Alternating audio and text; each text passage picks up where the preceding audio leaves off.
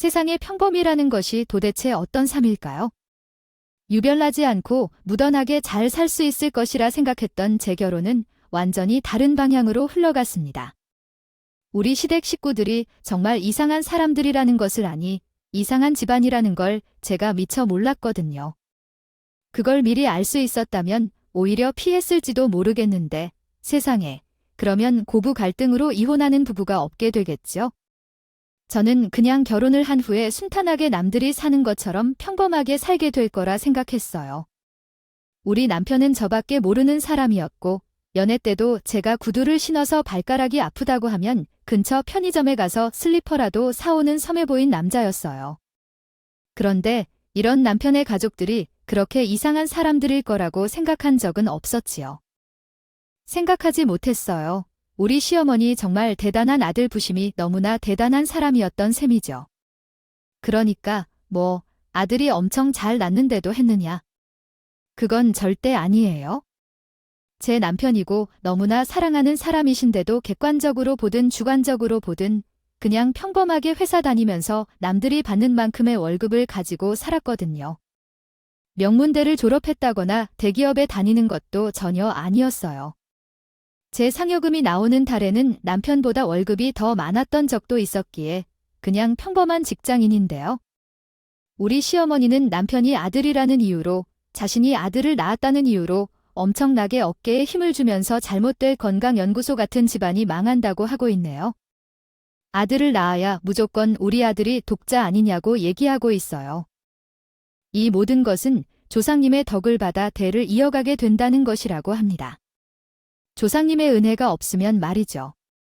평생 아들도 못 낳고 구박을 당하며 살게 되니 너도 꼭 아들을 낳아야 한다는 것이죠. 아들을 낳으면 얼마나 안심인지 몰라요. 하지만 아들이 꼭 필요한 것은 아니에요. 아들 타령을 하시더니 날이 갈수록 아들에 대한 요구가 커졌는데 제가 아들을 낳겠어 하고 성별을 결정할 수 있는 게 아니라서 왜 이런지 생각이 들었어요. 우리 시어머니가 가장 어려워하는 날이 있었는데 그게 바로 제사를 지내는 날이었어요. 우리 시어머니는 막내 아들과 결혼했거든요. 우리 시아버지는 막둥이 중에 막둥이 아버지였어요.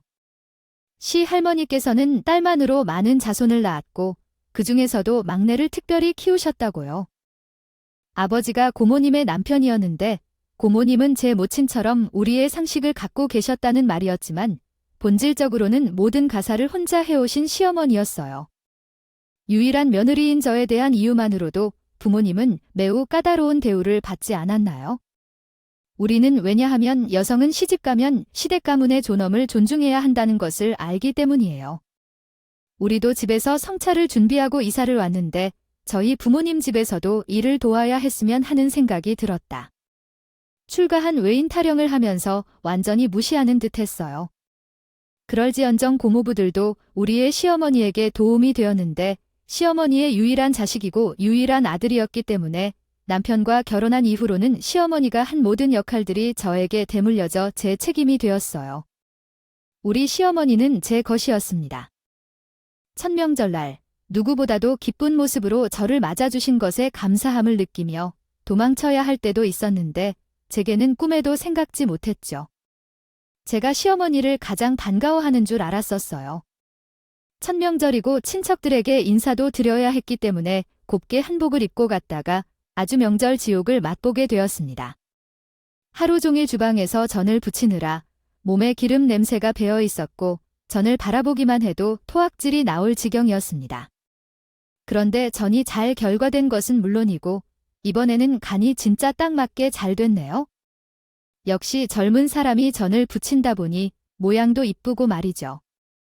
예쁜 딸락이 됐네요. 전을 잘 부치는 것을 보면 우아 형님이 딸이라니 떡두꺼비 같은 아들을 낳아야 하는데. 아니, 딸이라고 말씀하시네요.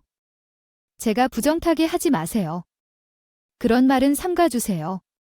그렇게 해야죠. 우리 집에서도요. 독자는 무조건 아들을 낳아야 한다고 생각해. 그리고 남은 음식들을 나눠서 싸서 우리들이 집으로 가져가서 대접을 해주는데 다음에는 양을 좀 더 늘려야겠다고 생각했어. 이 정도 양으로 집에 싸갈 것도 없을 것 같아. 며느리 살 포기해내라며 애가 손맛이 어떤지 전을 싸는 맛을 평가하면서 말을 하면서 수고했다고 한마디도 안 해줬어. 우리 시어머니는 배알도 없는 것 같은데 그런 고모님들과 비교하면서 전을 나눠 담고 있었고 모든 명절 행사가 끝나면 삭신이 쓰셔야겠더라. 그러면서도 우리 시어머니도 제게 고생했다는 한마디 없는 게 있지? 어찌 그렇게 서운한지? 한번 해보니 생각보다 별거 없어. 앞으로는 매번 명절에 제사를 지내면서 계속해서 변하겠지요. 익숙해질 거예요. 나중에는 안 보고도 전을 쓱쓱 부칠 줄 알아야 해요. 이번에 양을 일부러 적게 했더니 고모님들이 바로 한마디씩 하시더라고요. 다음에는 양도 더 늘려야 하니까 더 빨리 처음에 부쳐야 해요. 혼을 빠져있는 제가 다음 명절 이야기를 하는데 정말 도망가고 싶다는 생각이 굴뚝처럼 들더라고요. 저는 이런 고생을 하려고 결혼한 게 아니라서 여기서 왜 이런 취급을 받아야 하는지 생각도 들어 멍하니 신혼집으로 돌아왔다가 우리 남편이 무릎을 꿇고 사죄를 하더라고요. 내가 도와주려고 했었는데 결혼 후 처음으로 맞이하는 명절이기 때문에 친척 어르신들에게 붙잡혀 있어 돌 수가 없었어요. 당신을 고생시키려 한 게 결코 아니었는데 정말 죄송해요. 다음에는 다 거절하고 당신이요. 시어머니가 하시는 일을 도와드릴 일부터 고생이 많았네요. 정말 수고하셨어요. 제가 미안해하면서요. 그러면서 제 손에 기름이 튀어서 생긴 상처였다고 하네요. 음식 다듬을 때 칼에 베인 상처이므로 소독도 해주고 밴드도 붙여주며 도와드렸는데 두고 보니 제가 해야 하는 것이었던 것 같더라고요. 솔직히 말해서 여태까지 시어머니 일을 한 번도 안 도와준 것 같은데 다음에는 제가 도와서 명절 준비를 할지 말지 결정하겠다는 말이네요. 결혼 후 첫 명절이 지난 이후로 이혼을 생각하게 될 정도로 명절이 얼마나 어려운지 상상이 가요. 그런데 우리 남편이 순애보적인 사람으로 보이더라고요. 그 다음 명절에서는 정말 제 옆에 항상 붙어서 최대한 도와주고 있었던데 그 모습을 탐탁지 않게 여기는 사람이 있었는데 그 사람이 바로 우리였네요. 시어머니께서 계셔서 이 둘째가 결혼을 하더니 무슨 일이라 말이야. 남자가 주방에 들어오는 건 안 된다고 수십 년째 말씀했는데 어찌 그러십니까? 손자가 청첩장까지 손수 쓴 건데 뭐 하는 거야? 남자가 부엌에 들어오면 안 되는 법이야? 뭐 그건 떨어진다고 하는데 뭐 하는 짓인지. 나는 너한테 물 한 잔도 주면 서늘이 키워졌는데 결혼했다고 이러고 부엌에서 짓을 하다니 그건 말이 되는 행동이냐? 아, 엄마, 남자든 여자든 집어쳐. 성별이 뭐가 필요한가? 거기다가 우리 조상님들 제사를 올리는데 조상님들을 핏줄 섞인 이들은 모두 손 뗀다면서 외부 핏줄들이 일하러 오는 건 이상해. 결혼 전엔 몰랐는데 결혼하고 나니까 이게 참 이상한 일이라니. 생각이 들어요. 어르신들 보기 창피스럽다. 가서 어르신들이랑 같이 술이라도 한잔하고 말단지를 하고 있지 왜 여기 와서 시끄럽게 있냐고. 이건 며느리들의 몫이라는 걸 몰라서 그래요. 누가 법으로 지정되었다고 말했어요. 또 이 마음 못지도 며느리들이랑 말단지를 해드렸는데 이제 할 말도 없어요. 우리 아버지도 부엌에 들어와서 맨날 그렇게 먹을 거 챙겨가던 사람인데 아들이 생각대로 나잔수 엄마 그럼 미신 좀 그만 믿어요. 난 안 믿어요. 시어머니는 저에게 모든 일을 맡기고 손 놓고 있다가 남편이 옆에 와서 도와주고 있으니 어쩔 수 없이 저에게 이래라 저래라 하던 일을 멈추고 일을 돕기 시작했어요. 남편이 일하는 게 고가워서 그런 건지 아까워서 그런 건지는 모르겠지만 일손이 늘어나니까 훨씬 수월한데요. 남편의 옆구리를 찌르며 잘했다 고잉크도 한번 날려주죠. 그런데 그 모습을 보던 고모단들은 가만히 있으셨겠지만 내가 별일 다 보고 있다네. 결혼했더니 철렁철렁한 척하고 있는 거야? 아니면 조카 며느리가 바가지라고 팍팍겠느냐? 부엌에서 그런 소리를 하는 것 같지 말고 고모님들 술을 구해주겠네. 철문에 와서 소주도 따라주고 해야지. 거기서 뭘 하고 있는 거야? 얼른 나와. 그래, 우리 남편도 조카 없으니까 심심하다고 하네. 거기서 전 부모님 봐야 너가 뭘 하고 싶은지. 와서 술 친구하는 거야? 할 일이다. 고모님들은 그렇게 말하지 말고 이쪽 좀 도와주겠니? 왜 와서 가만히 구경만 하고 있는 거니? 할머니, 할아버지, 자식들은 놀고 있는데 이 집 핏줄이 아닌 사람들만 으라는 거지 말이야.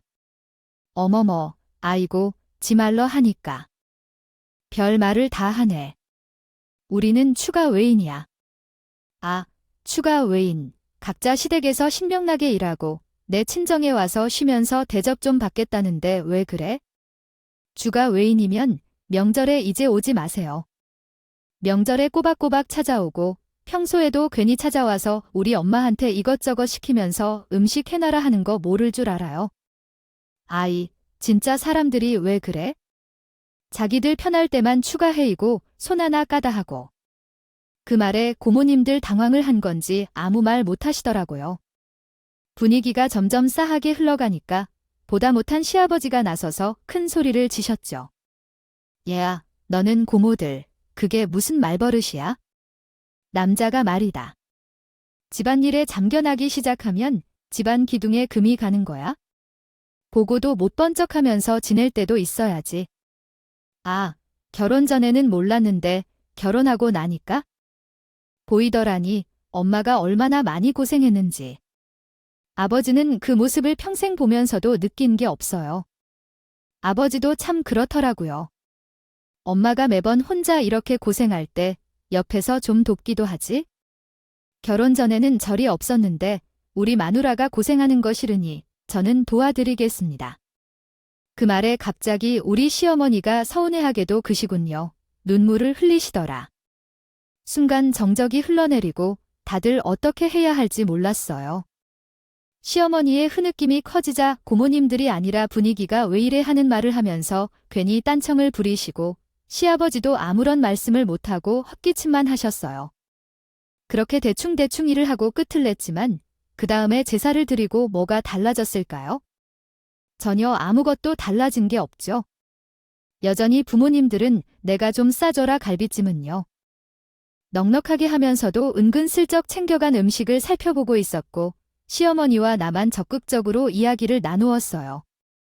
결혼 1년 차는 정신없이 보낸 후 2년 차에 접어들면서 아이를 가질 계획은 있었지만 아주 먼 미래의 일이라고 생각하며 구체적인 계획을 세우지는 않았어요. 그런데 2년 차에 들어 임신하게 되었어요. 양가에 알리고 큰 축하를 받았지만 뱃속의 아이가 예민한지 다른 이유인지 입덧이 심하고 너무나 힘든 거예요. 명절에 제사를 지내는 것은 고사하고 음식이라도 근처에 가보면 헛구역질이 나고 어지러워서 참을 수 없었어요. 좋아하던 떡볶이조차 역하게 느껴진 정도니까요. 임신하고 다들 살이 찌는데 저는 오히려 살이 빠져서 명절이 다가오는데 입덧이 나아질 줄 알았어요. 기미가 안 보이면 일주일에 한두 번씩 링거를 맞으러 병원에 가야 할 정도로 몸이 좋지 않았어요. 어머니 이번 명절에는 아마도 와이프가 몸이 너무 안 좋아서 못 갈 것 같아요. 그냥 집에서 쉬는 게 좋을 것 같아요. 저는 제사를 지내는 시간에만 잠깐 들릴 겁니다. 얼마나 심한지 보러 갈까요? 입덧이 심해서 토할 것 같으면 여기 와서 다가 토하라고 했어요. 남편이 못 가겠다고 통보하니 노발대발하면서 우리 시어머니 독해도 저렇게까지 독할 수 있나 싶을 정도였어요. 어떻게 입덧으로 힘들어하는지요? 며느리에게 일하다가 토하고 말해도 된다는 건가요? 그 말에 남편도 화를 냈는지 시어머니에게 뭐라고 쏘아대더라고요. 제가 몰래 방으로 가서 통화를 하니 정말 속상하면서도 화가 나기도 했어요. 남편과 통화가 끝난 후에 시어머니께서 한 통의 문자를 보내셨다고 해요. 그런 방식으로 피해갈 수 있다고 생각했니? 며느리의 도리는 다 지켜야 한다며 우리 아들을 방패 삼으려 하지 마라. 무조건 나와라. 아니면 내가 가서 찾아오겠다는 내용이었어요. 시어머니의 문자 메시지를 남편에게 보여주자 남편은 화가 나서 확발했어요. 결국 못 참아서 시어머니에게 다시 전화를 걸어서 논쟁을 벌였다고 해요. 임신한 며느리에게 그런 문자를 보내는 사람이 어디 있겠어요? 라고 물었다. 진절머리가 나서 정말 제사를 지내봐야 하는데 조상님도 알아주지 않고 집안 형편이 달라지는 것도 아닌데요. 엄마가 하는 것은 복수야. 오직 그동안 시집살이를 당해온 것에 대한 화풀이를 내 와이프에게 대물림시키는 것밖에 안 되다고요. 아이를 키우며 힘들어하는 며느리에게 보약을 지어주려는 생각은 안 하고 이런 일을 시키고 싶어요. 아이고, 정말 평생 키워온 아들한테 배신감을 이렇게 느낄 줄은 꿈에도 몰랐다니까. 어떻게 너를 키웠는데? 그동안 내가 시집살이를 당하며 제사를 지낼 때는 모른 척하더니 이제 와서 며느리 편에 섰다고? 어이가 없어. 집안에 내 편은 하나도 없잖아. 며느리라서 와서 나를 도와 작업을 해줘야 하는데. 아, 그렇다면 많은 일을 혼자 하고 앉아 있어도 돼? 그럼 내가 가서 전부치고 받아야겠군요. 할 것이니까 와이프를 그냥 두세요. 이미 가난한 상태인 사람인데 그런 식으로 일을 시키면 어떻게 하겠어요? 나의 소중한 아들에게 그러한 일을 시키고 편한 마음인가요? 아이고, 여인, 며느리, 이 손재주가 빠르다고 해서 뭘 하나 아이고, 이런 식으로 살면 평생 종노릇만 하는가요? 어이쿠, 엄마야, 남이나 다름이 없는 여인, 며느리, 내게 이런 식으로 하는 것이 마음이 편한가요? 내 아이를 가진 여인, 며느리, 내게 잘해주어도 모자랄 판에. 나는 이 집 구석에서 언제 벗어날까 싶다. 나를 무시하고 가출이라고 하는데 내가 더 살면 어찌하나. 11시부터 시어머니는 답답해하며 울분을 토하고 결국 통화를 다 듣다가 마음이 불편해서 시댁에 가자고 했어요. 나에게 얼마나 도움이 될까요? 할지 모르겠지만 하는 신이라도 해야 두고두고 말이 안 나올 것 같았거든요. 이게 바로 며느리의 숙명이라면 숙명인 것이겠죠. 저는 시댁으로 향하는 길에 씩씩거리는 남편에게 넌지시 물어봤어요. 근데 나도 이쯤 되니 궁금해서 말이야. 어머님은 왜 저렇게 시댁 식구들한테 꼼짝도 못하고 그러시는 거야? 솔직히 말해서 명절에 일해보니까 나도 그런 생각이 들었더라. 아이 집에서 도망가고 싶다고 천명절 때 아무도 도와주는 사람이 없어서 힘들었잖아. 어머님은 늘 혼자 그 일을 도맡아 하셨고 나라면 몇 번이나 도망가다 생각이 들었을 것 같은데 왜 꾸역꾸역 버티고 계신 건지 모르겠어요. 아버님이 살갑게 어머님 편을 드는 것도 아니고 고모님들이 어머님을 종부리듯이 대하는데 왜 저렇게 꽉 잡혀 살고 계신 거야? 사실 우리 엄마는? 나는 알고 있었지만 말하지 않았어. 진실을 말해야 할 때가 왔나 봐. 사실 우리 엄마가 우리 집에 시집 온 게 아니라 팔려온 거야. 그 당시에는 이런 일이 흔했던 것 같아. 우리 엄마네 집은 매우 가난했고 동생들까지 딸려 있었대. 예전에 중매 직업이 많았다는 얘기를 들었잖아. 그 부유한 집으로 빌려가는 건 모두 남자의 문제가 있거나 그쪽에서 해야 하는 일인데 아버지께서 힘들어하지도 않고 관리해야 할 질병도 없는데 엄마가 그렇게 시골에 시집 오느니 하는 이유가 없어 보이잖아. 사실 우리 아버지는 조은이가 아니라 사원이라고 하셨다. 첫 번째 부인과 두 번째 부인 모두 몸에 문제가 있어서 임신을 하지 못해서 쫓겨나는 일이 있었지. 우리 엄마가 세 번째로 결혼을 하게 되어서 그래서 우리 엄마 집에 도움을 주겠다고 약속을 했던 거야. 돈을 많이 주고 겨우겨우 구연해서 데리고 왔는데 결혼한 지 3개월 만에 나도 생기게 된 거야. 아니면 오히려 대접을 받아야 하는 게 아니겠니? 자식이 없어서 세 번째로 결혼을 한 집안에서 아들이 이렇게 건강하게 나왔으면 더욱 잘 대접을 받아야 하는 거 아닐까요? 상식적으로 이해할 수 없는데 하필 나는 팔색둥이로 태어났어. 10달이 되기 전에 초반에 정말 힘들었지만 결국 건강하게 태어나서 우리 엄마가 그나마 대접을 받은 적이 있었단다.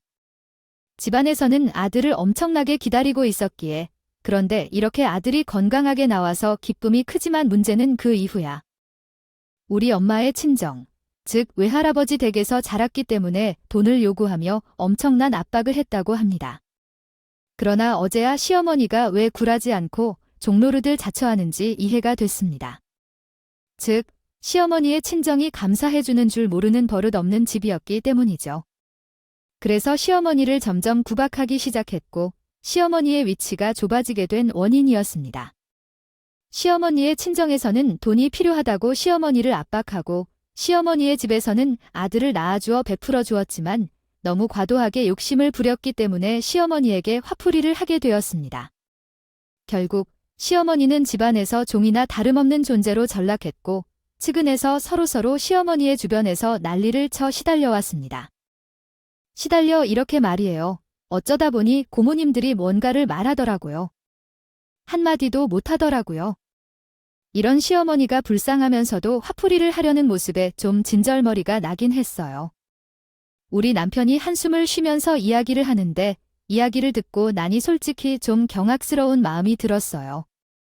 우리 남편도 시댁에서 아무런 어려움 없이 자랐겠지?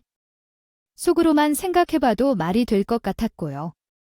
결국 우리가 시댁에 도착해서 시어머니가 마치 예기치 않은 일이 발생한 줄 알듯이 현관 입구에서 팔짱을 끼고 우리를 맞아주시더라고요.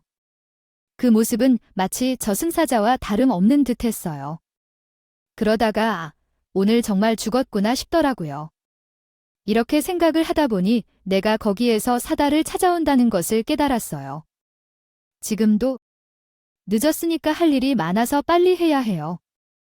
옷을 갈아입고 제사 음식 마련부터 준비해야 합니다. 시어머니가 말한 내용이 사실인지 확인할 필요가 있어요.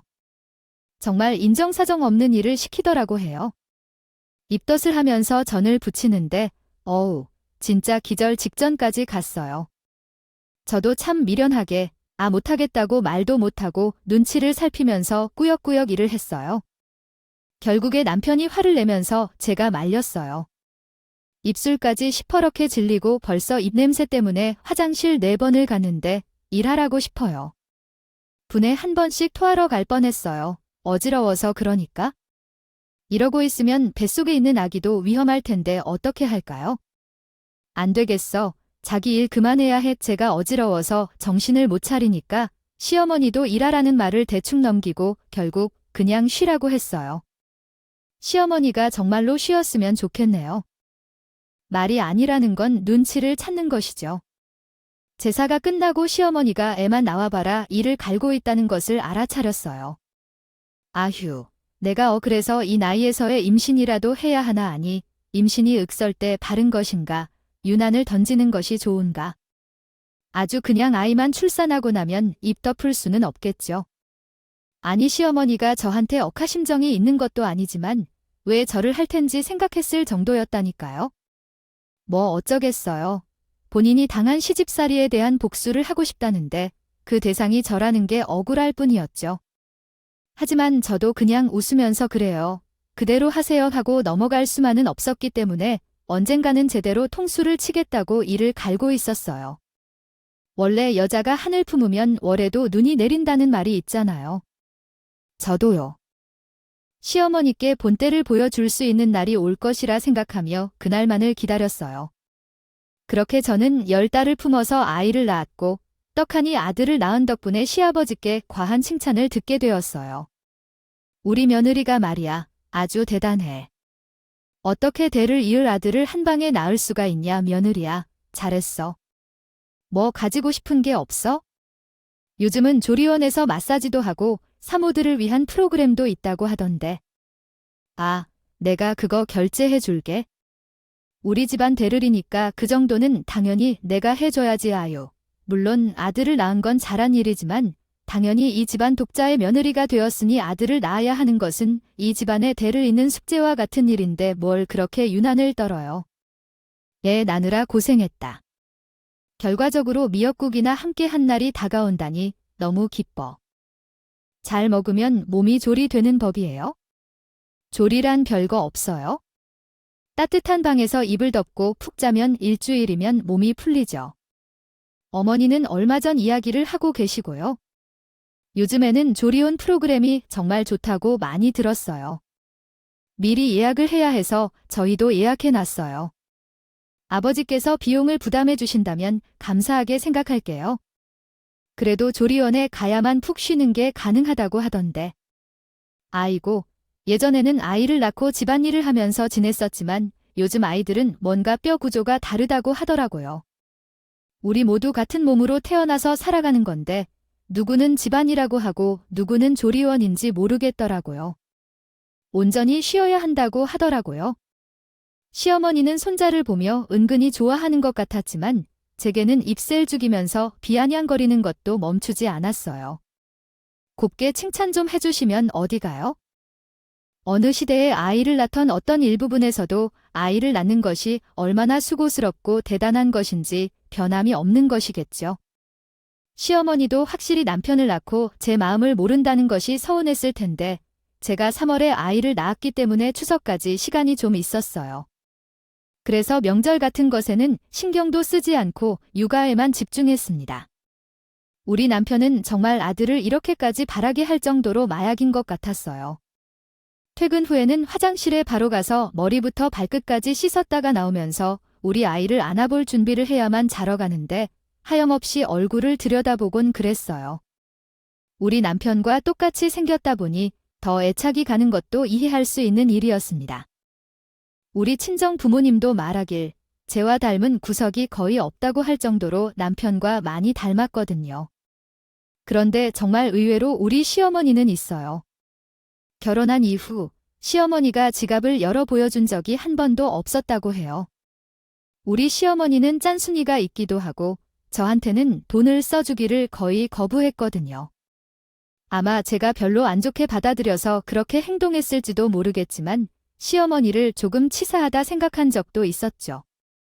밥 한 번 사주시려나 해도 정말로 그녀의 지갑을 열어본 적이 없었으니까요.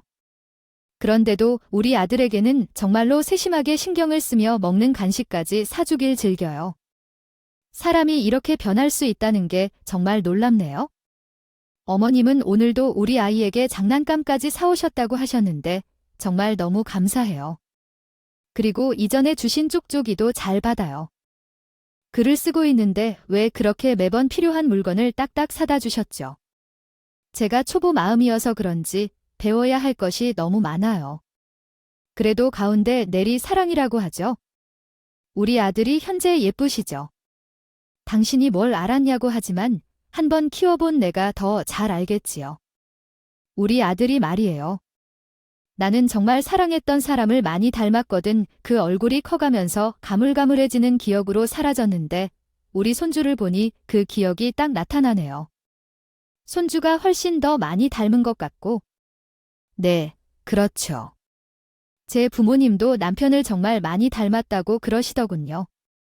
그 남편도 아버지를 닮았을까요? 아니에요. 어머님이 정말 사랑했다던 그 사람 아버님 말씀하시는 거겠죠? 응, 로맨틱하게 지내시려는 거죠. 세월이 흘러가면서 사랑보다는 정으로 살아가는 거예요. 우리가 그 계획을 망치게 되면 안 되는 거잖아. 우리라고 당연히 노력해야 해. 아무것도 하지 않고 너희에게 온전히 모든 걸 기대해서 살 수는 없는 거 아니겠니?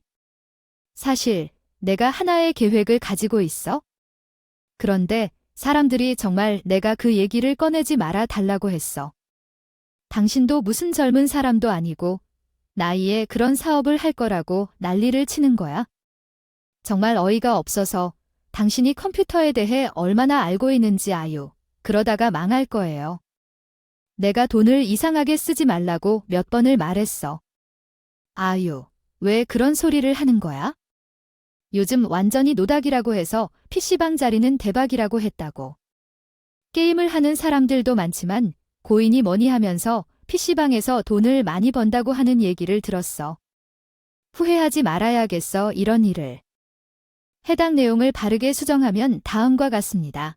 아버지께서 갑자기 PC방을 운영하시려고 하시더라고요. 아이 참, 그것 상당히 어려운 일이겠지요. 컴퓨터에 대한 이해도도 있어야 할 텐데 요즘은 PC방에서 안 파는 것이 없더라고요. 나도 라면을 끓이고 커피를 내면서 PC방을 운영해보겠다고 하시는데 왜 그러시는지 모르겠어요. 솔직히 컴퓨터에 대해 몰라도 된다고 하던데 아이들이 하루바트를 쓰면 되고 요즘은 전문 업체에서 다 관리해준다는데 뭐가 어려울까요? 아버님, 그래도 기본적인 이해는 있어야겠죠. 요즘은 이름 모를 바이러스들이 많고 PC에서 불법 피싱을 당할 수도 있어서 걱정하신다면서요. 아버님이 그러한 공격을 받으면 일일이 다 처리하실 순 없겠죠.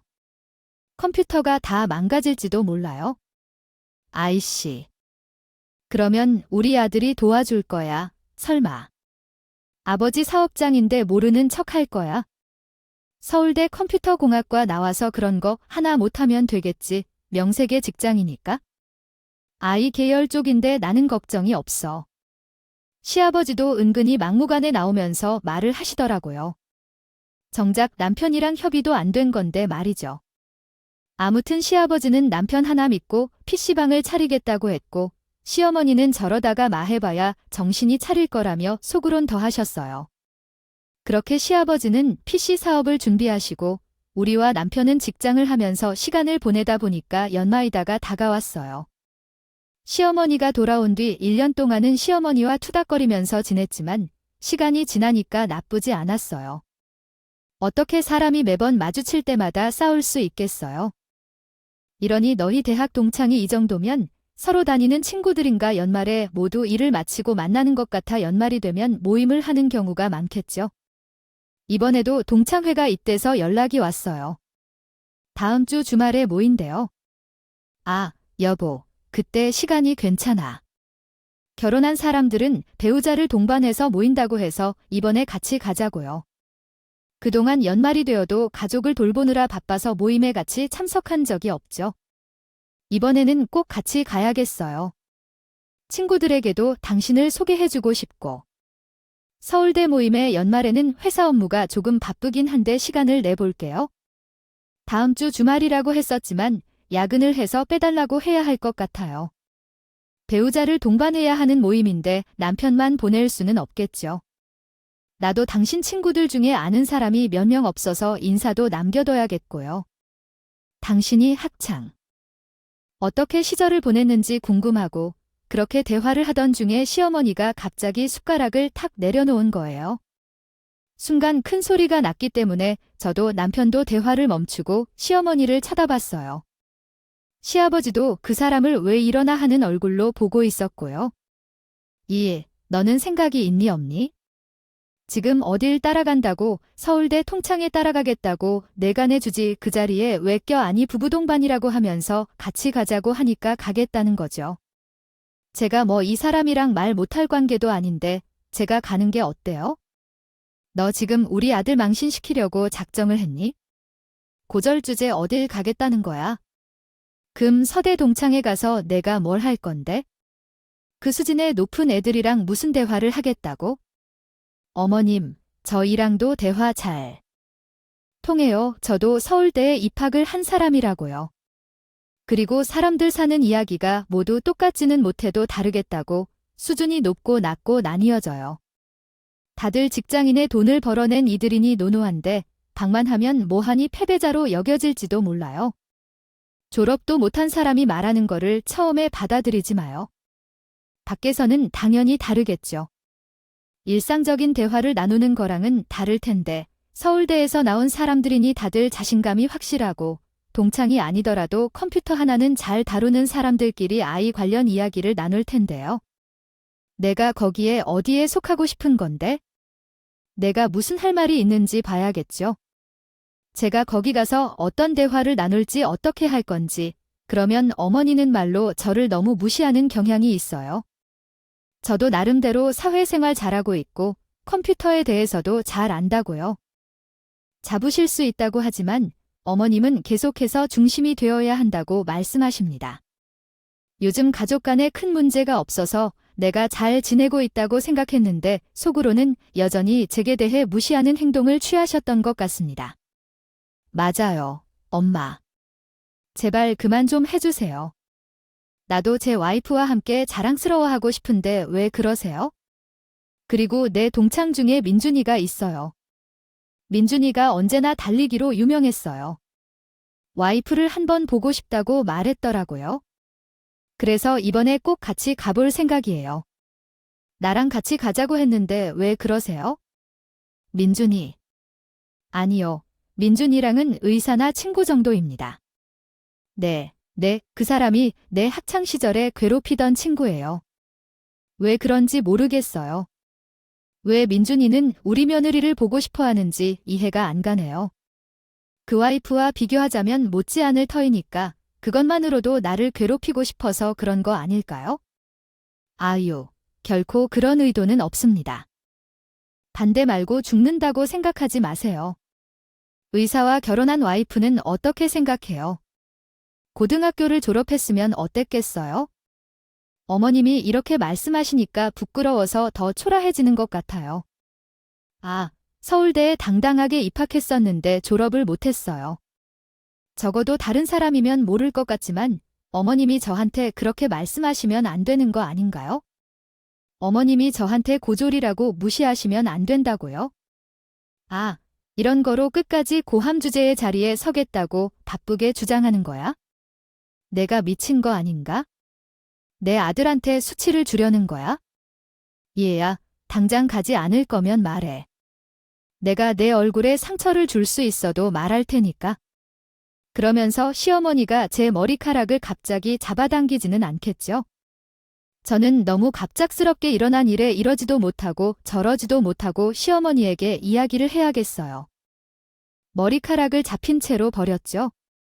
우리 아들 얼굴에 억지로 물린 생각하지 말고 아무리 기다려도 연락이 없어. 다음 주 주말에 우리 집으로 와. 내가 속상하게 아들이 무시당하는 모습을 지켜봐야 해. 거기 오는 애들의 와이프들은 얼마나 자랑스러운 애들인데 나 같은 사람이 거기 어느 정도로 갔다가 머리카락을 빡 뽑히면서 시어머니가 휘두르는 대로 끌려가는데 시아버지는 경악하여 아, 당신은 뭘 하는 거야? 하고 했고 우리 남편은 갑자기 엄마와 다투며 소리치더니 엄마한테 달려들어서 나를 풀어주었어요. 시어머니의 주먹으로 머리카락 한 가닥이 뽑혔는데 눈물이 쏙쏙 나더라고요. 태어나서 머리카락을 그렇게 잡힌 적이 없어서 너무 놀랐어요. 숨도 제대로 쉴 수 없을 정도로 놀라서 눈물이 흘러 이러지도 못했고 저러지도 못했어요. 그런 식으로 시어머니가 며느리 머리카락을 계속 만지며 협박하는 말을 하더니 시어머니의 그 말에 다시 한번 저에게 접근해 제 머리카락을 잡으려 들 때마다 남편이 소리를 지르기 시작했습니다. 이에 저는 놀라 얼른 남편 뒤에 숨었는데 그러자 남편은 이제는 참지 못하겠다는 듯이 크게 소리쳤어요. 남편이 소리치고 난 후에 시아버지조차도 멈칫할 정도였습니다. 엄마야, 도대체 어째서 이런 짓을 하는지 앞뒤 사정조차 몰라서 미쳤나요? 엄마가 무책임하게 가출했을 때 우리 집을 돌봐준 사람이 누구였는데 왜 엄마는 우리 집 가족들을 남대하며 남편의 시선을 가져가는지 이해할 수 없었습니다. 그래서 갑자기 남편이 시어머니에게 달려들었을 때 그 상황을 바라보는 시아버지조차도 제대로 대응할 수 없었지요. 멱살을 잡는다는 거예요. 시아버지는 입을 벌리셨고 시어머니는 놀라시면서 소리를 질렀어요. 저도 남편이 그런 행동을 할 줄 몰랐기 때문에 당황했어요. 어머, 이게 뭐 하는 짓이야? 세상에 어떤 놈이 지혜민 벽살을 잡고 그래? 아이야, 당장 나 야 이 자식아, 아무리 여울리 받아도 그렇지. 이건 폐륜 나들이를 하는 짓이야. 당장 그 손을 놓지 못해. 아이고, 세상이 말세다. 말세야.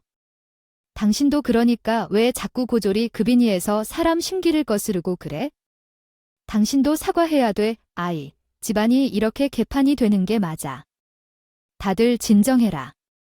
아 정말 해도 너무해서 안 돼. 사람이 절대로 비밀로 해야 한다고 이게 비밀 유지 계약되어 있는 거라서 꾹 참고 있었는데 나는 못 참겠어. 우리 와이프가 힘들게 대학에 들어가는데 졸업도 안 하고 자퇴를 왜?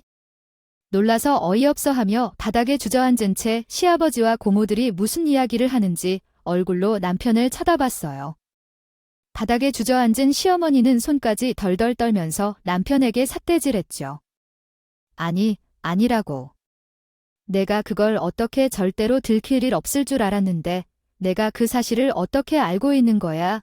내가 아버지의 유전자를 이어받은 아들이 아니라니까. 저는 이미 남편에 대한 과거 이야기를 들어서 알고 있었던 사실이라 그다지 놀라지도 않았어요. 그 상황 때문에 복통 때문에 정신이 없었지만 경악에 물든 시댁 식구들의 얼굴은 똑똑히 기억해요. 얼마나 경악스러워했는지가 머릿속에 박혀서 잊혀지지 않더라고요. 편은 가감없이 말을 하기로 했어요. 공교육을 받고 있는데 하나의 과목만 잘해서는 아무것도 할 수 없다고 생각해요. 숫자는 재미있어서 숫자에만 매료되던 중 어느 날 컴퓨터라는 것을 접하게 되었어요. 코딩을 하고 코드를 짜며 사이트를 만들고 꾸미는 과정이 너무 흥미진진했어요. 그래서 컴퓨터 관련 분야로 대학 진학을 하려 했지만 수학을 제외한 다른 과목 성적이 좋지 않아서 대학 진학에 실패했어요. 상처가 컸고, 그래서 컴퓨터는 단지 취미 수준으로만 삼았습니다. 그렇게 아르바이트를 시작했고, 우연히 진정성 있는 고객을 만나 대학 진학을 다시 결심했지만, 공부를 시작하면서 스트레스가 더해졌어요. 수능 성적이 그닥이었지만 대학 진학의 열망은 컸지만 머리가 따라주지 않아서 공부하는 동안 스트레스를 풀기 위한 방법을 찾게 되었어요. 그때부터 컴퓨터 코딩을 다시 시작하게 되었고, 저는 서울대를 고집했던 이유도 제가 공부하고 싶은 분야에 대한 심화 교육 기회가 월드대밖에 없었기 때문입니다. 코딩 공부를 하다가 해킹이라는 것을 알게 되었고, 그때부터 해킹을 시작했어요. 처음에는 보안이 취한 사이트부터 나중에는 정부 기관까지 건드렸는데, 물론 이게 잘못된 일이라는 걸 알고는 있었죠. 그래도 약간 정부 기관과 같은 곳은 보안이 최우선으로 해야 하는 곳이라는 사실을 알아요. 제가 해킹을 성공하면 취약점이 드러나고 경각심을 주고 싶은 생각이 들었어요. 어쨌든 그래서 해킹을 했는데 실수로 제 로그인 정보인 개인 기록을 남겨버린 일이 있었어요. 이게 IP 주소 같은 것도 함께 했죠. 쉽게 말해서 제가 인터넷에 나의 개인 주소를 제공하는 것이라고 말할 수 있어요. 이것을 알면 사실상 제 집 주소까지 알 수 있게 되죠. 결국 정부기관에서 저를 찾아왔고 화이트 해커로서의 사례를 제안받았어요. 해킹은 남의 정보를 불법적으로 빼가는 것이기 때문에요. 정부에서는 해킹을 방어하고 필요한 정보를 제공하기 위해 화이트 해커를 지원합니다. 이 일이 너무 흥미롭게 보여서 하고 싶다고 했지만 당시에 수능을 공부하고 있었기 때문에 우선적으로 대학에 진학한 뒤 심화과정을 공부한 다음 진정한 해커로 활동하고 싶다고 전했고 그래서 입사를 미뤄야 했어요. 그 과정에서 해킹 대회에 참가하고 성과를 내어 가산점을 받아 서울대학교에도 지원했어요. 입학하게 되었지만 그 후에 학교를 그만뒀습니다. 당장은 시댁 식구들을 돌보느라 바빴는데 정부에서 다시 연락이 왔어요. 화이트 해커 자리에 다시 들어올 생각이 있는지 묻는 거예요. 집에서만 일하면 되고 조건도 괜찮아 보여서 하겠다고 했죠. 일단 월급도 꽤 좋았거든요. 그때부터 몇 년 동안 화이트 해커로 일해왔어요. 소속은 정부이고 일은 프리랜서처럼 받아서 했죠. 이 직업은 대외적으로 알려지면 안 된다고 해서 전 세계적으로도 우리나라를 대상으로 어떤 인터넷 공격을 할지 몰라서 적을 숨기고 일해야 했어요. 일어날 일을 예측할 수 없는 위협도 받았기 때문에요. 업무 시간 내내 컴퓨터를 실시간으로 모니터링하며 방화벽 프로그램을 설치했어요. 지속적으로 시스템을 구축하고 업데이트했고 업무 시간 외에 가끔 해외에서 디다스 공격을 받을 경우 긴급하게 출근하여 막아내고 이에 대한 수당도 추가로 받았어요. 한마디로 제가 공무원이라고 생각하는 게 낫겠네요. 어쨌든 정부기관에서 비밀리에 활동하기 때문에 비밀 유지 조항이 계약에 있어서 아무에게도 말하지 못하고 있었습니다.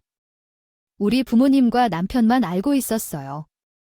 그런데 제가 뒷방에서 화이트 해커로 일을 하고 있는데 가끔씩 해킹 대회에 참가하기도 했어요. 거기서 남편의 친구인 민준 씨가 저를 발견했어요.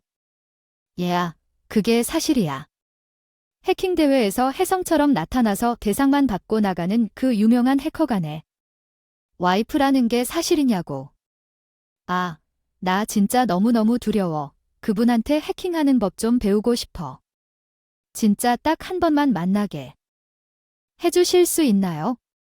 제발 동창을 한 번만 데리고 와주세요. 나는 진짜 엄청난 팬이에요. 결국 그 말에 동창회에 같이 가자고 했던 거거든요. 제 이야기를 전부 들은 시어머니의 얼굴은 의문이 가득했어요. 사실 우리 시어머니가 나이의 해킹 분야를 얼마나 알겠어요.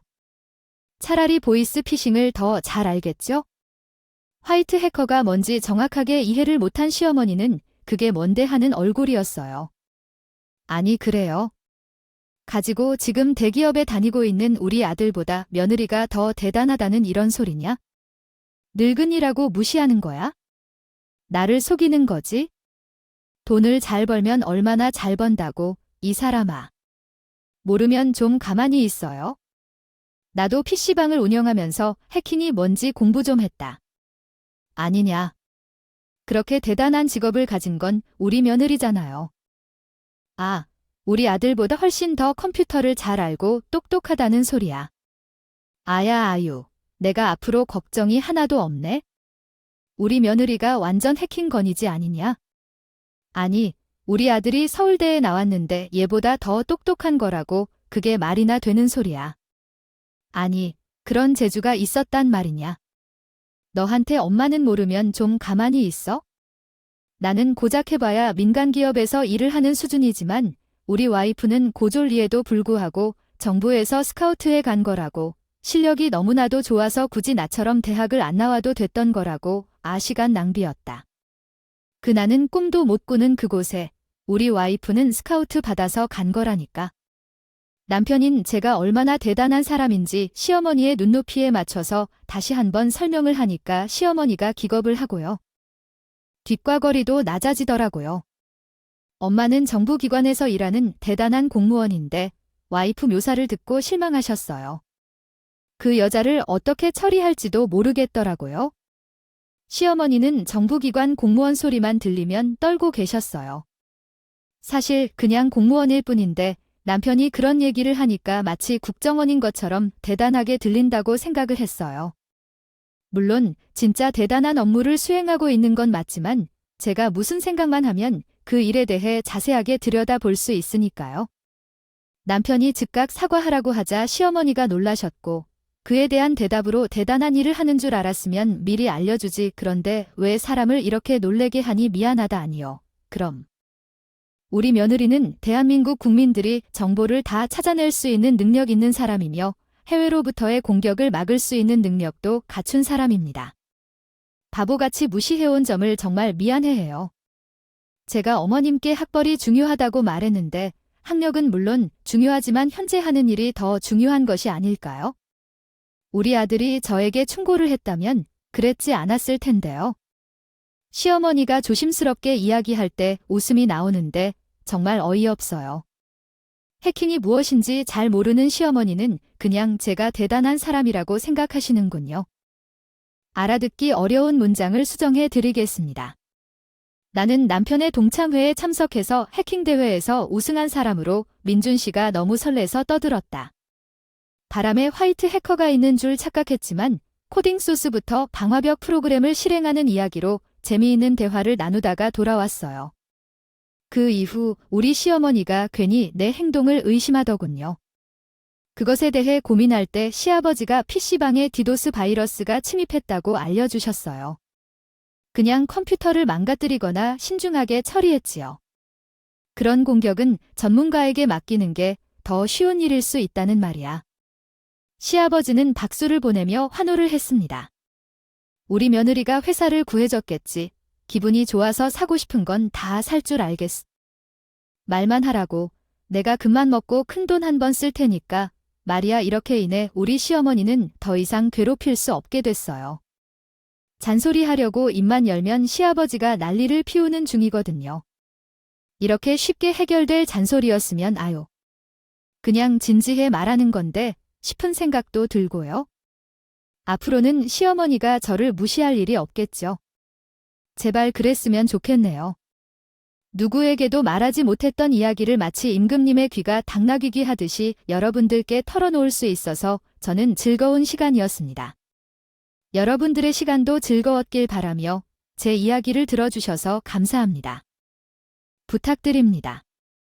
제 긴 이야기를 들어주셔서 정말 감사합니다. 오늘도 편안한 하루 되세요.